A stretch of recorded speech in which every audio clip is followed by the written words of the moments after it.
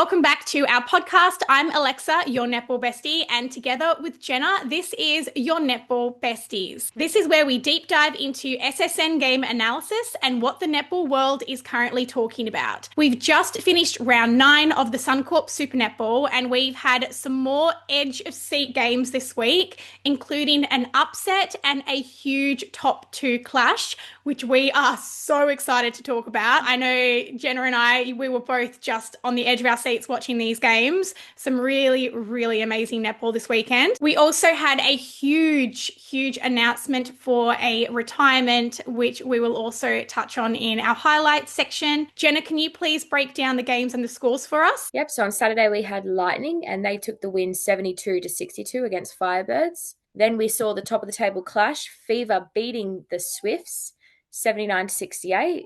Then on Sunday we had the Vixens take the win over the Mavs 66-57. And in a shock but very exciting upset, the Giants beat the Thunderbirds again 66-63. Wow, what a weekend of netball that was, hey? Oh, yeah. Don't forget to hit that follow button and please leave us a 5-star rating if you enjoy this episode. Every 5-star rating really helps our show grow, which means we can keep improving the quality for you and eventually get exciting netball guests on the show and even eventually have competitions and giveaways. So share this episode with your netball besties and let's get started. First game of the round was Lightning versus Firebirds. Now, we had a really strong start from Lightning. Liz Watson was the go-to attacker from the moment this game started. There was really not enough Firebirds pressure on her at all. Both Veve and Allison really struggled to shut her down. We saw Liz take full control of that attacking end and her net points really reflected this. We saw Shira really struggled to try and shut Kara down. Kara had a superb game, just continuing, honestly, her beautiful season that she's been having. We saw Shira being called on holding on the body repeatedly against Kara. There was definitely a moment there where the defenders really should have been swapped earlier because we saw Shira having no impact on Kara, but having quite a strong impact with her lean over Steph's shot, forcing her accuracy to be off. So that was definitely an interesting combo that they decided to stick with for, in my opinion, too long. We saw Firebirds repeated errors. There were, again, the same things that we've seen again and again, Jenna, that we've talked about multiple times.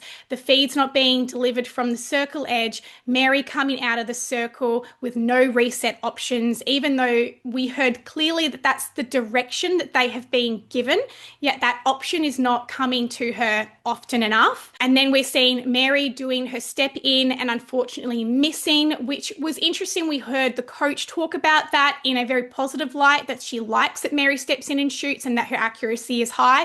I personally haven't seen that result from her step-in shots, but she's the coach. We had Lightning had a really, in my opinion, they were the stronger team across the board for the whole game, despite the fact that there were moments that the Firebirds, really crept up and got a little bit of a lead because of their super shot accuracy there and because Steph had missed a few.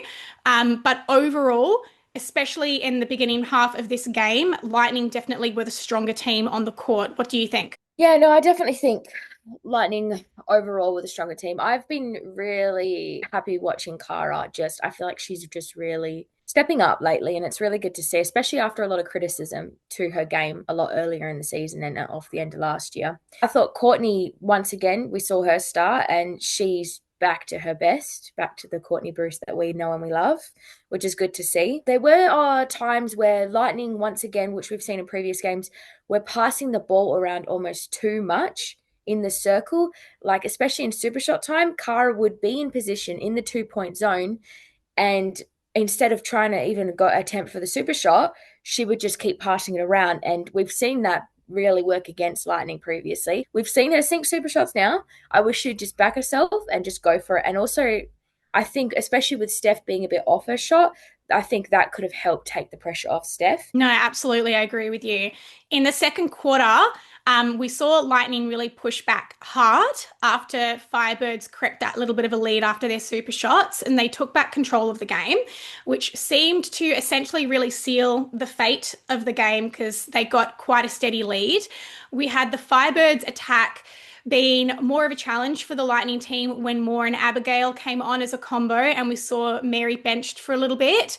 There was a moving circle. It was less predictable for the defenders because I really felt that as soon as every time Mary was on the court, Bruce just knew exactly what she was going to do, like clockwork, because the play was so predictable. Mary was coming out on the second phase every single time, which allowed Bruce to essentially hang back and see the entire game play out before her and know exactly where everyone is.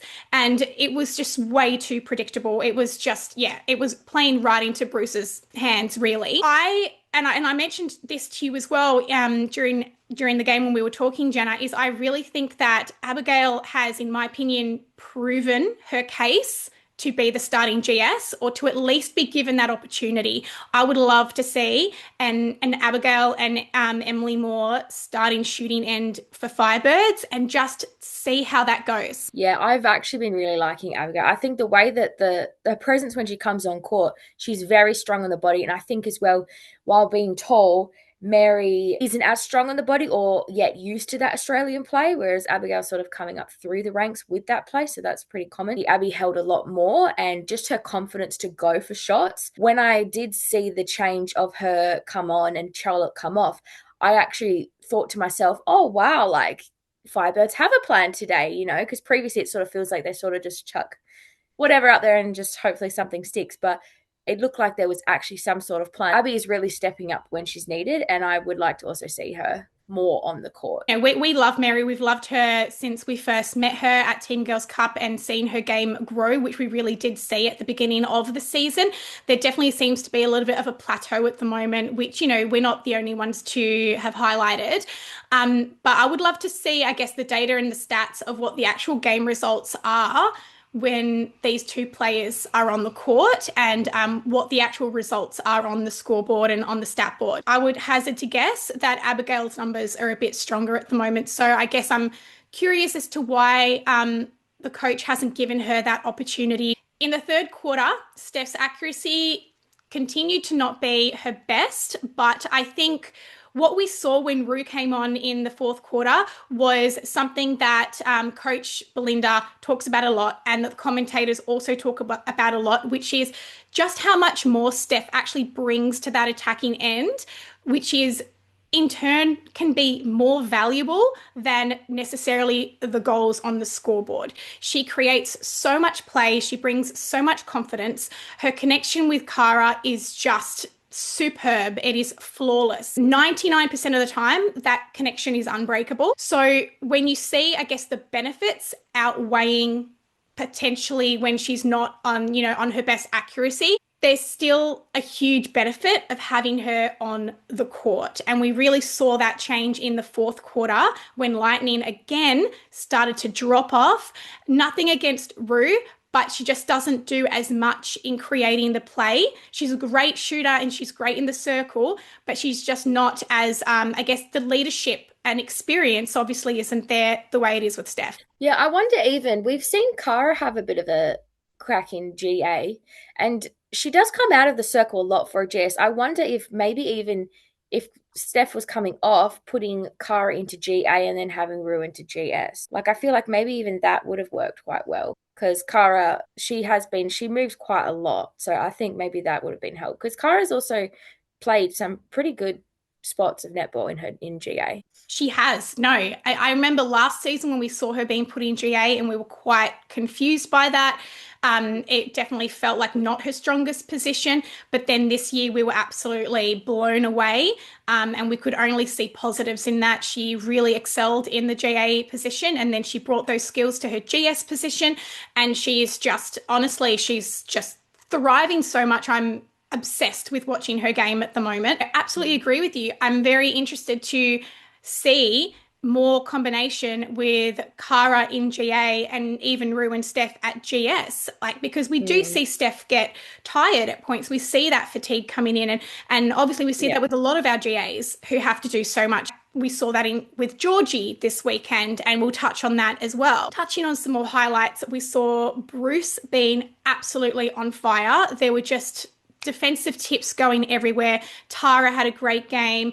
Mahalia had a great game. That whole defensive unit is really, I would say, the strongest defensive unit across the whole competition at the moment. They have really, I think, taken the crown with that.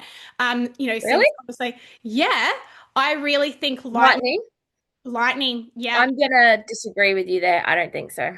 I know you're going to say Fever, but I think Lightning, with the way that Bruce is coming up at the moment, and she's just getting stronger and stronger, I think that they're up there. I think they're up there. I don't think they're the number one though. I think you if you're going to compare the depth Fever have on court and on the bench, That's true. and That's true. whereas Bruce, they're doing well because yes, credit to their other defense, Irvin and Hinchcliffe, but Bruce is the main one firing right now, whereas Fever as a defensive unit are firing a lot more consistently. So that's why I would be more inclined to say Fever. It's pretty tight. It's pretty tight. Like I would say those two, yeah, if I'm being fair, Fever are pretty exceptional as well.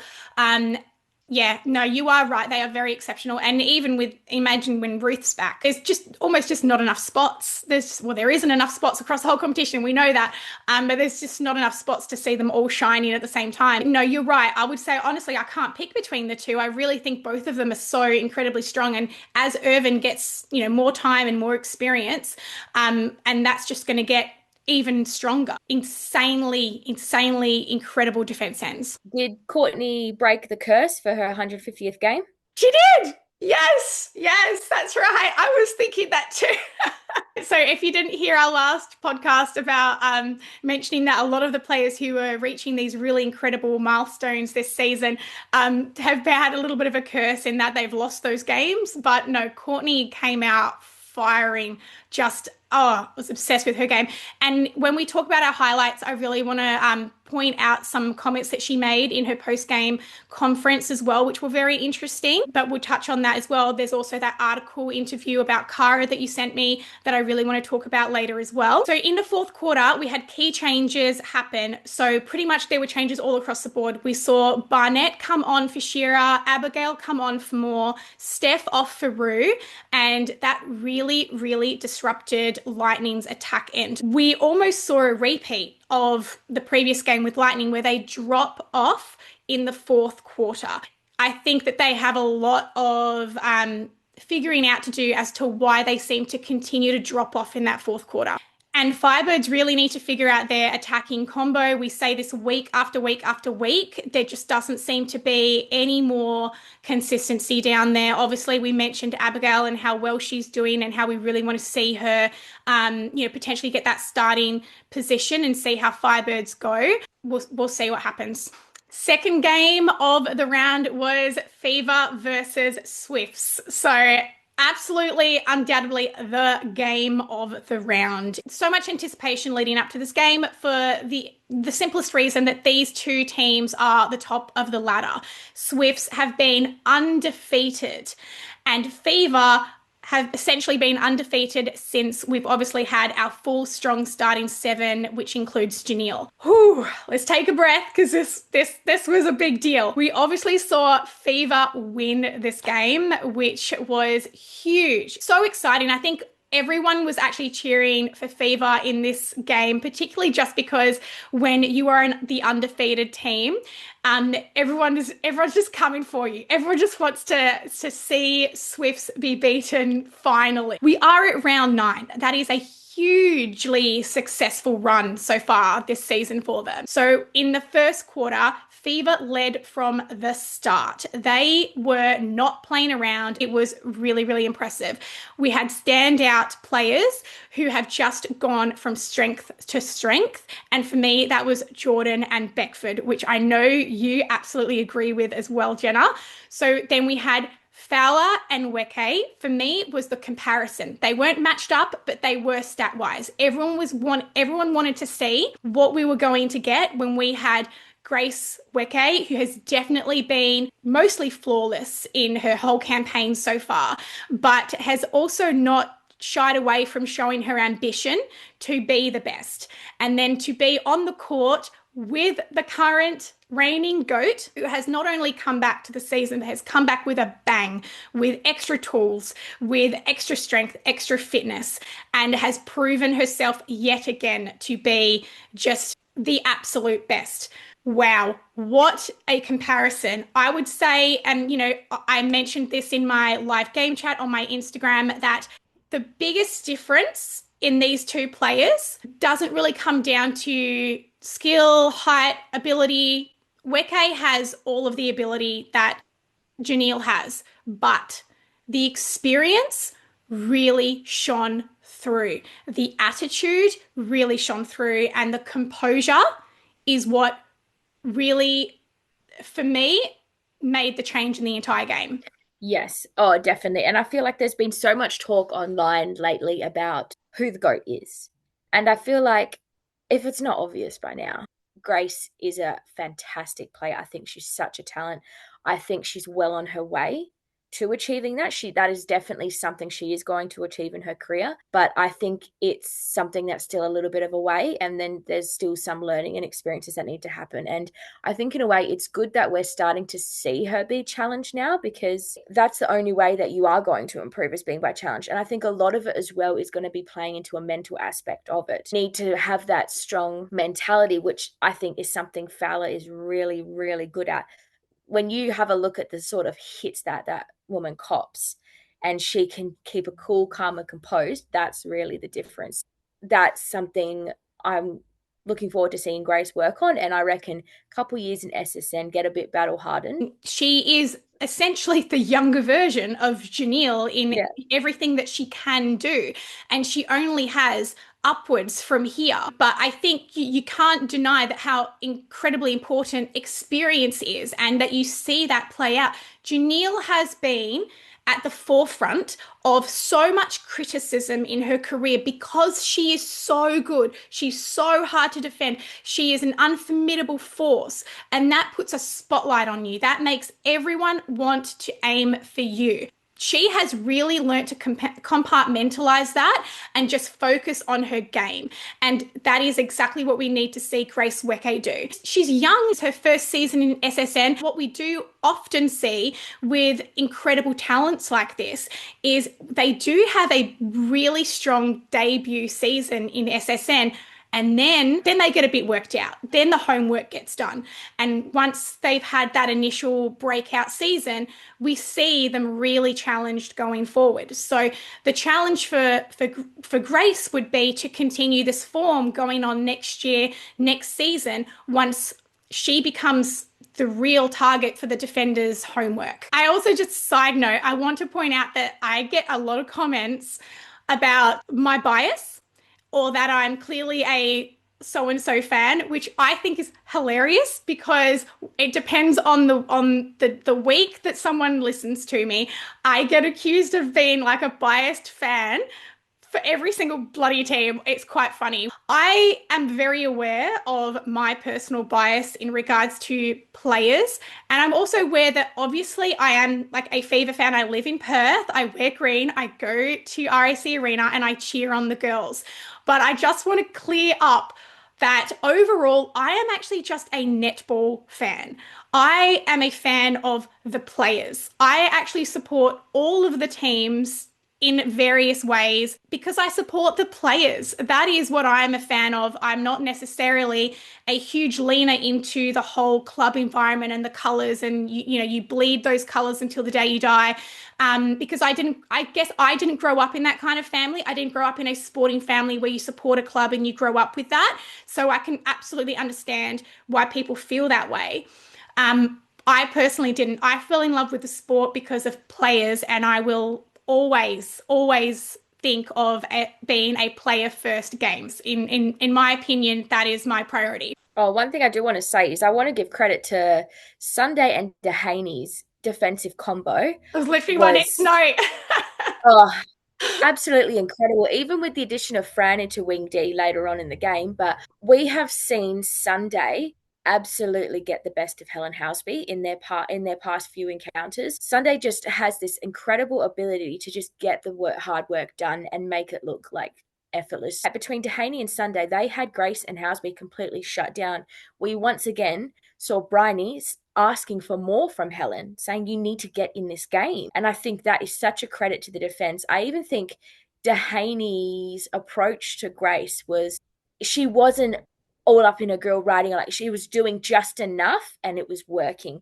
I mean, we saw Grace with 12 missed shots this game, which is crazy. And Housby, while still sinking some super shots, she was missing too, which that goes to show the pressure. But it also leads to the thing that we have been talking about the past few weeks is Swifts, did they show their hand too early with this is our strong shooter, we're not rotating, we have no one else.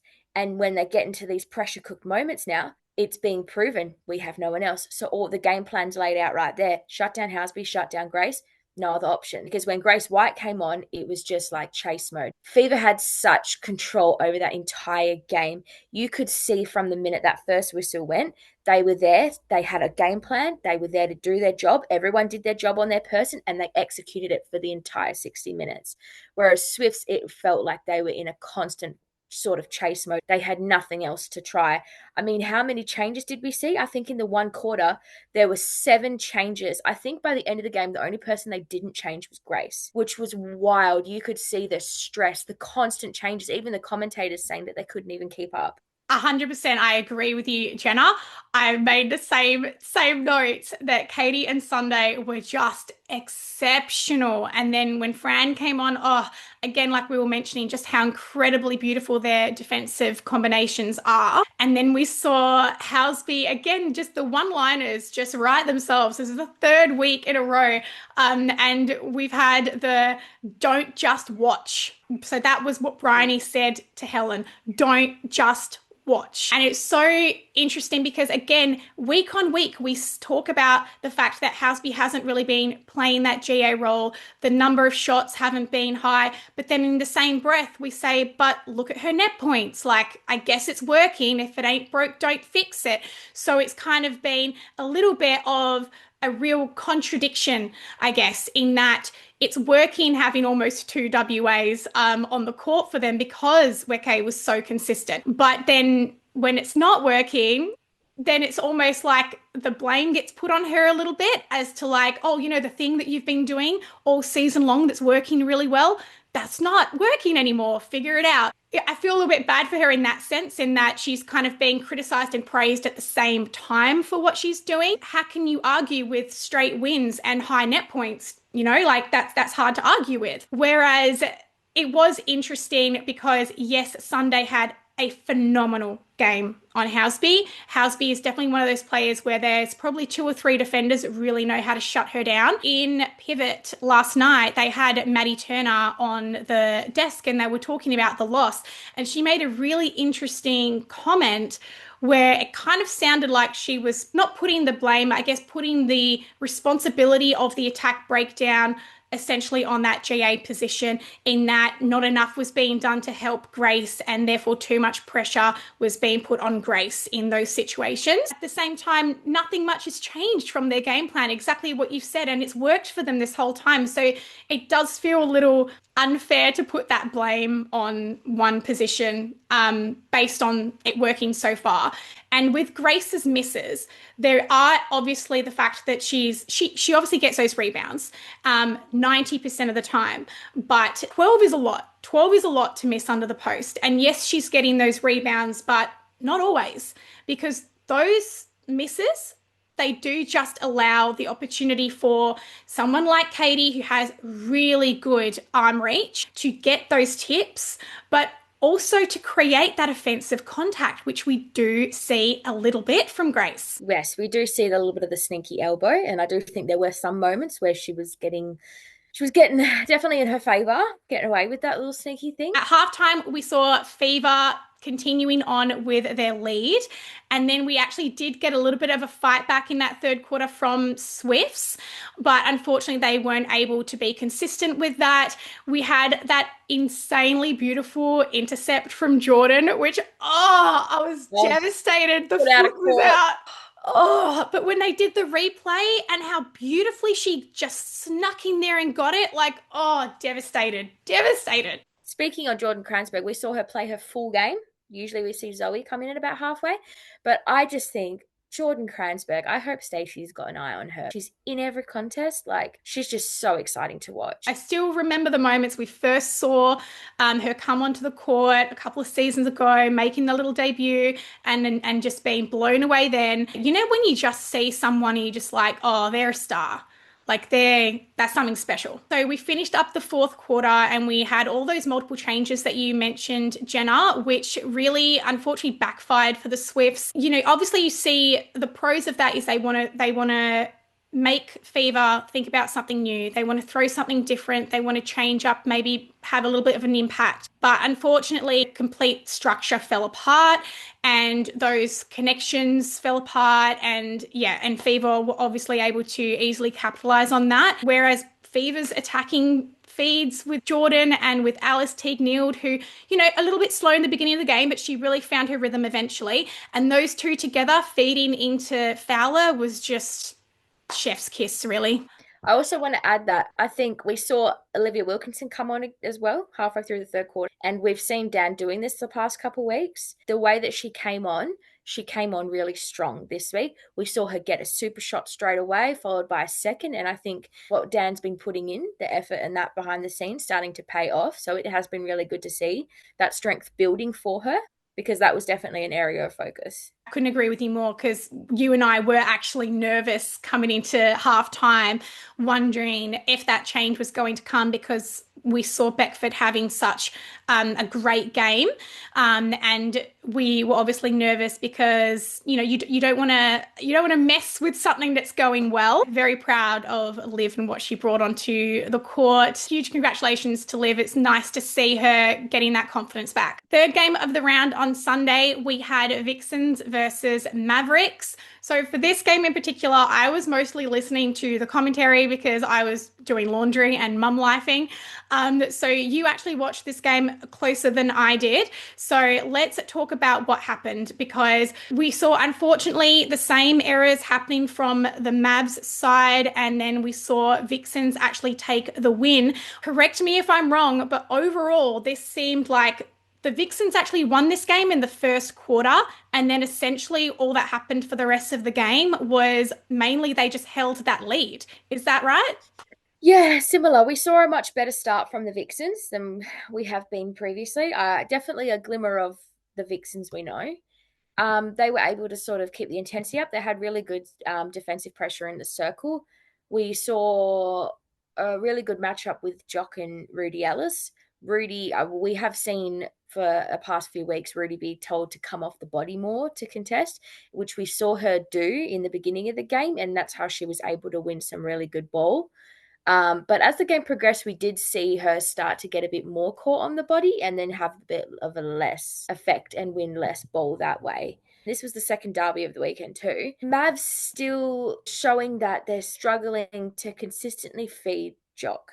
There were times where the pass was just not on or it was too high straight out of court. And especially when you look at like Mary Trollope from Firebirds, and it really proves a point that yes, you can have an incredible holding shooter, but it's just as important the people in front of her and your attackers and the way that they're feeding in because they can't get the ball from one end of the court to themselves by just on their own. They need the support. So it really, I think, proves a point that you need the strength of your attackers and to know how to get that ball on and that feed right for the holding shooter to do their job essentially. And this is just an ongoing thing that we've seen with Mavs.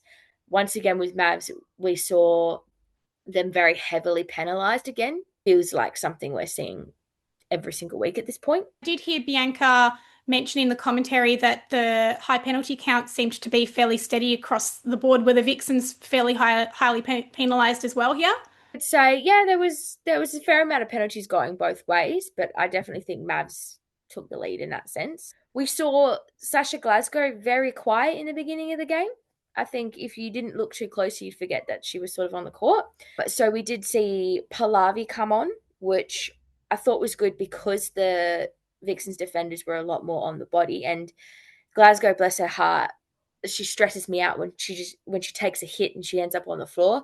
Whereas Pallavi was a lot more stronger on the body, so I think she was able to sort of contest a bit better that way. Did Glasgow's head hit the floor? I saw that replay on her fall and she grabbed her head. Was that from a head I knock? think it was her ponytail. Right, right, okay. Because then she went and retied her ponytail. Because I did wonder, as soon as I saw that, I did wonder why she didn't get obviously taken off for a concussion Yeah. test. But I think it was the sound of her thudding the floor. And then she sort of fixed her head. Because at first I was like, oh my God, her head. But then I realized it wasn't her head. So she did that girl. She just stresses me out. But yeah, I actually think the moving circle, though, that we saw happen in the third quarter was working much better against the Vixen defenders, and they started to then go up for super shots. We saw Glasgow coming into the game a little bit more. They're coming into the fourth quarter. The scoreline started to look optimistic. Mavs started to get a bit of momentum, and we saw that gap closing a little bit.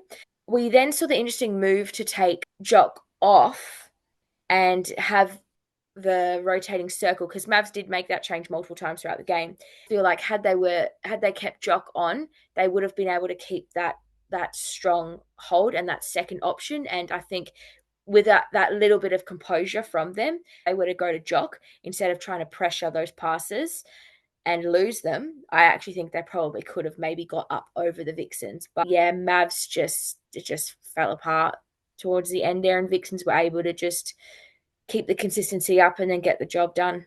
yeah, interesting. It's a shame to see that whatever fell apart in the first quarter for Mavs, they were able to bring it back enough to kind of stop a bigger deficit from happening, but just not enough to, yeah, swing the momentum, I guess. And all Vixens needed to do was just keep chipping away. Yeah, and then Vixens just got the momentum, and then they were able to just go and go and go, and Mavs had no answers. So Interesting with the ladder movements, I guess, at the moment. So Vixens are still steadily in fifth position, is that right?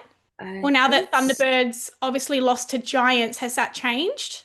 so. Vixens are up to fourth now. Yeah, Ah, there you Thunderbirds are go. in fifth, Mavs in sixth. That's right. Because I do remember the commentary mentioning, oh, because now Vixens have moved into fourth position, but the final game was yet to happen. And I think the overall assumption was going to be that Thunderbirds were going to win and therefore retain that fourth position back. But obviously, we saw that not be the case, which will be the next game that we are about to talk about. I wish I'd put money on this. Oh, I'll tell you. Yeah, I mean, hey, we love an upset. We love an upset. We do. That's what keeps the game, the season spicy. You don't want anything to ever be overly predictable because it's nice to be reminded that at any point, if even a top team takes their foot off the accelerator for a second, that even a bottom team can absolutely swipe the win from them. And that's what I love about this competition and how tight it is. I guess because yes, we have the best competition in the world and we only have 8 SSN teams and we have a plethora of insane talent that still haven't even debuted yet. So we have to remember that even though it looks like some teams are dropping off, those teams and those players are still some of the best players in the world. Okay, so the final game of the round, we had Thunderbirds versus Giants. My husband was literally laughing at me while I was watching this game because he couldn't figure out who I was going for because I was going for both teams. I was just like, this, yeah, it's hard to pick a side when you have the Thunderbirds who have made this great, comeback to form after losing Shamira, and then the Giants who have just had battle after battle and inconsistencies and injuries, and then obviously having Casey Coppola join and now committing to the rest of the season, which is big news. It was a great game, and I know obviously we saw it be a hugely emotional game for Thunderbirds at the end.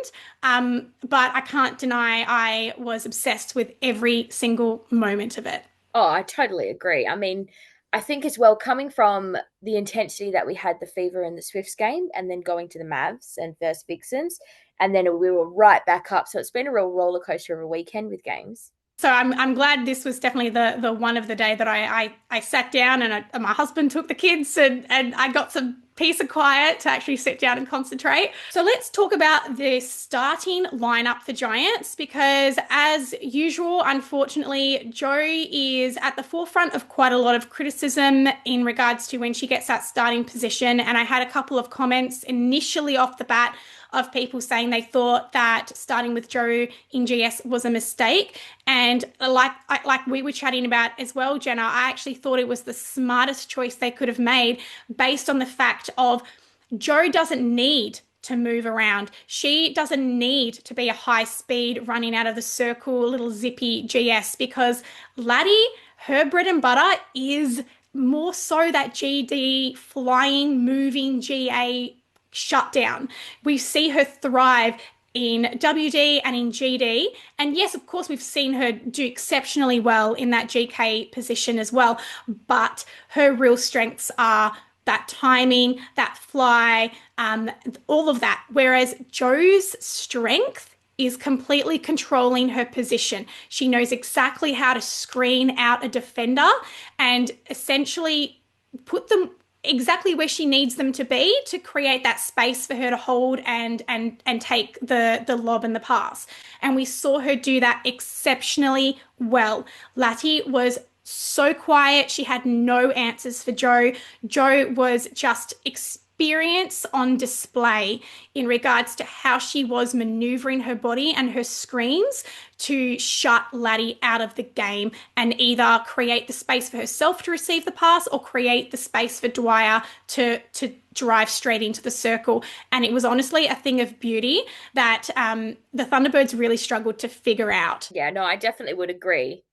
In other words, she kept Laddie, yeah, she did keep Laddie very quiet. She's used to the crazy, the fun, the energetic, and whereas a lot more of a stagnant sort of game from Jo, just it just worked in their favor. So I think as well, having the difference this week for me was Giants having experience in every end of the court, in every third, made such a difference with Jo and then JLP and Casey. You could just see there was that level of a little bit more calm that we haven't been seeing. And I think that was also one of the main reasons they were able to get the job done on them. 100%, 100%. We saw balance on the court. You know, like when we had that initial sign up of Casey Copper and the I guess the backlash that Julie had to defend in regards to why she made that selection, and she, you know, she informed us all that when Ward left the court, we only had JLP who was above the age of 23 on the court, which really highlights just how young and inexperienced the Giants team really is.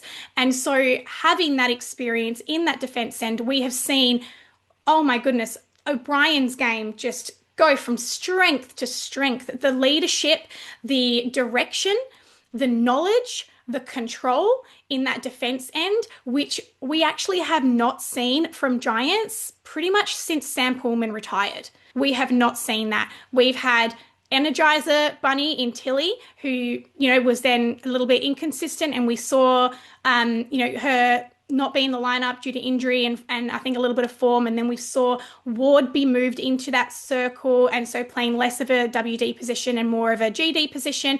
We had O'Brien injected as that starting GK because she was doing so well. But again, that is an extremely inexperienced defend end. And we've seen the results of that game in and game out. And then obviously the same with the shooting end whenever Jo was either not playing at her best or just unavailable and off the court, we saw moments of brilliance with Matisse, absolute brilliance. But then we also saw a lot of inconsistency in regards to zero leadership in that end, and then JLP having to essentially carry the load for the entire team to try and create any sort of balance.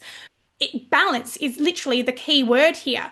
We have two strong bookends with absolute years of experience, and then JLP, who is literally just this goddess of control and energy in the center court.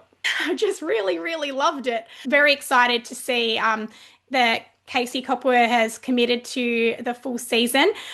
We've obviously can understand how what an incredible job that would be with her family, her young children, and needing to lean on that village as she mentioned in her interview. So, and how fortunate for us we get to see this absolute netball great in action, and what an absolute privilege because we are seeing that age really doesn't mean shit because her experience and her knowledge is shining through. The word of the day was super shot in this game.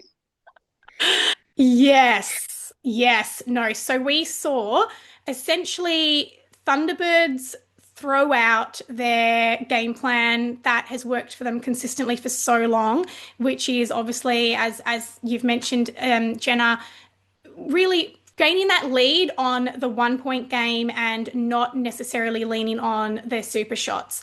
But we saw them come off a loss to the Swifts where they had such a solid lead and then they lost the game due to those super shots by Helen Houseby. So they seemed to change that strategy coming in, which there are pros and cons to it, right? Because this strategy was not a bad strategy. Yes, it felt like they were coming in a bit spooked because of that loss, but starting strong with a super shot strategy is not a bad strategy. We've seen it work for Lightning recently, and had the shooters actually been accurate, that strategy would have led them to the win. Like they were still very strong on their 1 point game. It was just the super shots that they were really unfortunately not accurate with that caused so many turnovers and opportunities for that defense end to get the turnover and essentially punish them down the other end because Giants, as we know, have a plethora of incredible super shot shooters. And lately, they have all been absolutely on it. Yes, I do believe that T-Birds were 0 for 10 super shot attempts, which is very painful. And I was very almost confused watching this game because T-Birds, similar to Fever, they play the more traditional 1 point tick the scoreboard over game, and it's worked. And they've done that, and they've won premierships. In the grand final last year, they didn't put up a single super shot, and they won. So to see them stray so far from what they know and what they're known for was really interesting to me. And maybe this was them trying to be more risky with the super shots, but I feel like the way they execute it wasn't probably the necessarily the best way. And especially with Frew missing some and coming off, and then we saw the youngster Kayla Graham coming on, I felt for them. They just couldn't land one. And that's when I would have liked to have seen them go, all right, you know what? As long as we keep the scoreboard ticking, let's revert back to what we know works. Let's go back to the one game. Romelda's right there. Get your eye in, take that pressure off, take a breath. Once we start sinking the ones, then go back to the twos. But it was almost like they wanted nothing but twos, and that just the pressure built and built, and it was pressure they were putting on themselves essentially. I think they ended up actually finishing the game with 2 out of 16 super shot attempts. was it was really interesting. Like in the game chat, I was thinking as after the first quarter, it seemed really apparent to me that they needed to inject a moving circle, which we've seen before. Pulled out of the pocket of Thunderbirds, and that worked really, really well. We didn't actually see it happen until the very end of this game, and that I think was their downfall because yes, they don't have an incredibly strong wing attack to replace Georgie when you put Georgie in that GA bib, but it's not terrible. It still works. Like when Georgie's in that GA position, she still gets the ball. We're still seeing her taking those super shots. So it still would have worked even if you had put Kayla Graham in wing attack and then had that Frew and Georgie circle earlier. What that would have created is that split of the defenders. And we didn't see that. We saw Romelda holding that position under the post for rebounds, which, is a great option. And definitely one of the options to go to. But then you had two defenders shutting down Fru and Kayla, trying to get those super shots, making them work so much harder. And if you're already off your accuracy a little bit, then that is really going to make that even harder. I really would have loved to see Georgie swung into that circle a lot sooner, and then essentially what we saw Fru and Georgie do, which was Fru knew that she was off accuracy, but she was just drawing out a defender, pretending to get that space in the super shot ring, and then really what she was doing was just allowing Georgie to set up in a different spot and then passing to her because Georgie's accuracy was on. Having said that, it is such an exhausting role for Georgie to play. My goodness, to be the third GA to go in and have that pressure of I absolutely cannot miss. And she has been running around and being put under a lot of pressure by Sligo for that entire 60 minutes. And then to be swung in to take those super shots after two failed attempts of two different players in that role. Like, I cannot imagine the pressure that that would put on her. It's one of those things, sometimes it's just not your day with accuracy. Sometimes it's just not your day. It was really hard to see how upset, how hard they took that loss. The shots that we saw, Laddie in tears. Then we had that interview with Georgie after the game, and you could just tell how hard she was working to keep it together. Like she was really struggling. It was upsetting and it's hard to watch. It's hard to watch. Yeah, and I think T-Birds, we saw them have a good hit out against the Swifts initially, that they started really strong, and maybe because they felt like they got so close, that also probably stung that little bit more. Just goes to show that they're still figuring things out in Shamira's absence, and I think Laddie is great. Like she might be taking a lot of that pressure on herself and almost blame because she was quite upset after the game too. They just need to take a breather, go back to doing what works. They've won two premierships for a reason. And with the T-Birds, obviously, we've seen moments of absolute brilliance from them again this season. It just goes to show how much a whole team can be rattled when you lose a star player from the lineup, a player that is incredibly hard to replace. What an absolute ripple effect. We've seen that across the board with every team over the last few seasons. You lose one of your star players who, is on this level, it's really hard to replace them. It's really hard. I did also really like the cut to Tanya Obst during this game, and she was asked by the commentators what her thoughts were on the fact that the shooters weren't getting the super shots in and the accuracy was off. And I really liked how much confidence she showed in her players. We also saw Vissa come on in that GK bib for a little bit. We haven't seen her for a while. We saw her injected clearly because Joe was just having her absolute run of it in that circle. Unfortunately, she wasn't able to inject exactly what Tanya Obst would have hoped for, but it was nice to see her get out there and get more minutes under her belt. I really enjoyed the use of timeouts during this game as well. I thought both coaches used them really, really well. As soon as one team was getting a little bit of momentum, then you saw that timeout being called and they really were making smarter moves and changes on the court. I think there've been some games this season where that definitely should have been the case and we should have seen that momentum stopped with a timeout. Player of the round for round 9, I actually changed mine last minute. I did originally have Cara because she's just exceptional, but I actually changed it to Georgie Horges because even though they did lose this game, she was honestly probably the most consistent, reliable player on the court that day. They so clearly need her. She is absolutely superb wherever you put her. I had Jordan Kranzberg because she's just impressing me so much. She racked up 112 net points right behind Danielle Fowler. Jordan spent most of the game free as a bird. They just couldn't Her opponent just couldn't keep up with her. She was here, there, and everywhere where she needed to be. And I think she's just such a formidable force who just keeps getting better and better. I just couldn't look past her. Headlines of the week for round nine. We have some pretty big news. As we mentioned earlier, Casey Coppola has committed to the rest of the 2025 season with Giants, which is incredible news and obviously a huge sacrifice on her part. But as we have clearly seen over the last two rounds alone, her presence in that lineup is absolutely invaluable. Oh, I think she has so much to give Giants and even in somewhat of a mentoring role for the likes of Erin O'Brien and that younger defensive end. I think I'm so excited to sort of see how the Giants progress from here. We actually saw O'Brien get MVP in this game, and I would say she would be the first to credit that to Coppora's influence.